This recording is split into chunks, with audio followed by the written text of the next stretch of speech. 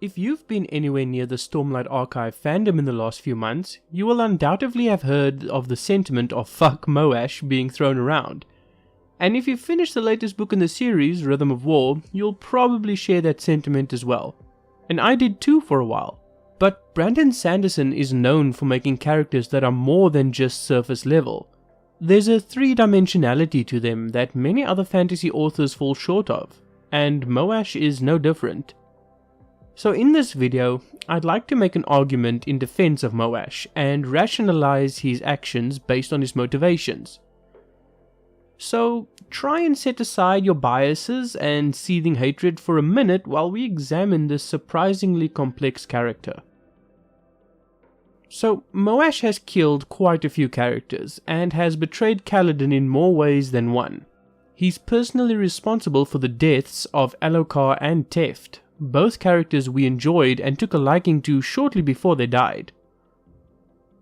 But readers forget that while Moash has killed quite a few people, these two being the most prominent among them, he hasn't killed nearly as many people as either Kaladin or Dalinar. Now, I know it's not necessarily about the number of murders that people get upset about. My point here is that two of our most beloved characters, Dalinar and Kaladin, have each killed a very high number of people in their own right. They have just as much, if not more, blood on their hands. Now, it can be said that while Kaladin and Dalinar may have killed a lot, they have each been remorseful and have strived to move on and be better people. Moash, rather, has given his emotions and regret to Odium in order to avoid that very responsibility. And while we might be able to ramble on about the morality of that decision, I'd like to dive deeper into why he made that choice. Moash is what Kaladin would have been like had he decided to take a different path. Moash is an almost warped mirror image of Kaladin himself. They're both Dark Eyes who have been through hell thanks to the arrogance and utter disregard for human life that the Light Eyes have. They both ended up in the bridge crews and they both faced death daily. But when they were finally free, Kaladin learned to slowly let go of his hate, prejudice and distrust of Light Eyes.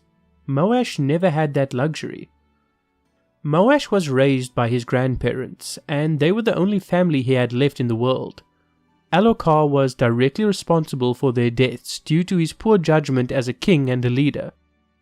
So where Kaladin had the opportunity to meet good light-eyed people in his past through his father and had the chance to experience the support system a family provides, Moash had all that taken away from him by the Light Eyes. So while Kaladin had the chance to move on and recover, Moash could not forget the man that caused the death of his family. Imagine Alokar as being to Moash as Amaram is to Kaladin. Moash doesn't care if Alokar was vindictive or not. The motive doesn't matter. All he knows is his family was killed by the Light Eyes, and the Light Eyes that killed his family specifically, or that he holds responsible, is Alokar. Then consider that when Moash finally meets a man he respects and cares about, a man who understands him and can sympathize with him like Kaladin, he would fully expect that man to understand his motives to want to kill the king. And when Kaladin eventually decides against that, Moash doesn't understand why. He doesn't understand why the one person who should understand his pain would go against what they both should clearly want. He's alone and frightened. He doesn't know where to turn. The humans won't have him after he killed the king, so his only place to turn to is the side of the singers. And when Odium offers to take his pain and struggles from him, who in that situation would say no? Who would decline having all the pain and regret Moash must have been feeling taken away from them? Through Odium, Moash finds the strength he needs to execute his mission. He finds the strength and the means to exact his revenge and kill Alokar. But what now? He's killed the man who took his family from him. What else could he want? The answer, actually, is quite understandable. Moash wants the one man who ever understood him to understand him once again. He wants Kaladin to once again see eye to eye with him and be on the same foot. And the only way Kaladin can do that is to give up his pain to Odium like Moash did. Moash knows that there's only one way to get Kaladin to give Odium his pain willingly and finally have his friend back. He has to push Kaladin to the edge. he has to force Kaladin to get sucked so deep into his depression that he either relents and gives in to odium to finally experience peace, or he jumps over the edge and takes his own life. He would, of course, prefer the former, but he understands and accepts that the result may end in the latter. So when the moment comes for him to finally give Kaladin that push, he does. He kills Teft in the hopes that Kaladin would make that final decision. He kills Teft knowing it would be a means to an end. It, of course, ends up not working, but the point is that Moash did not kill out of vindictive spite or anger. He killed purely to get his friend back. And with odium blunting his emotions, he kills without consideration or mercy. Moash doesn't enjoy the killing, or look forward to it. He does what he has to do in order to achieve his goal. But, of course, that still stokes anger in the reader. The reader wouldn't care about his motivations because while Dalinar and Kaladin killed many people, Moash killed people we cared about. Now, that's a perfectly valid reason to hate Moash, and Sanderson has definitely done a really good job to make a character the reader can hate. But I'm trying to expose and talk about the deeper motivations here. Sanderson crafted a character we can all hate, but he did it in a way that made that hate malleable. He made that hate and anger to this character into something he can twist and change, and in doing so he has opened an avenue for the reader to eventually get over that hate and begin to forgive. Let me explain. As we've established, Moash did not kill for frivolous reasons. He killed due to properly developed motivations. Motivations, I might add, many people could understand and sympathize with to an extent. He's not an objectively evil character. Misled and misguided? Sure.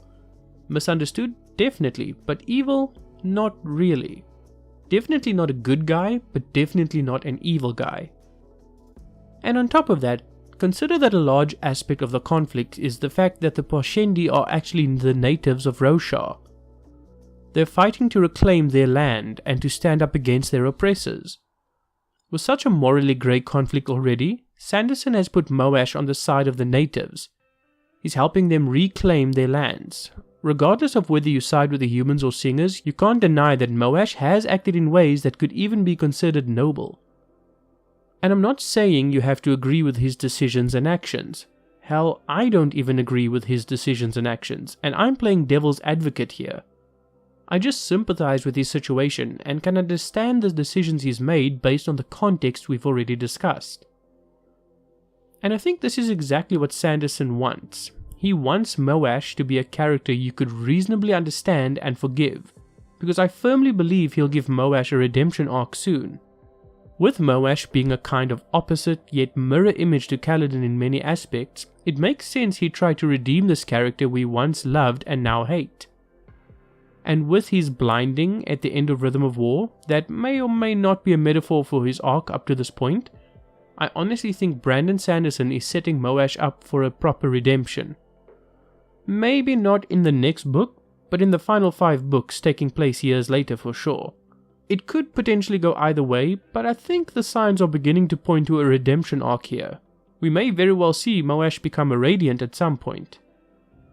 But as always, that's just my opinion. What did you think about Moash's arc? Do you think there's a chance for redemption, or is he beyond that point? And do you think the community's hatred towards him is warranted, or are people just not looking at the bigger picture here?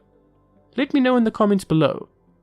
And if you enjoy the content I produce, please feel free to subscribe. I upload 3 times a week, and it's usually Cosmere related, so if you're a big Cosmere fan, there's definitely going to be something for you. But anyway, thank you very much for watching, I really do appreciate it, and I'll see you next time.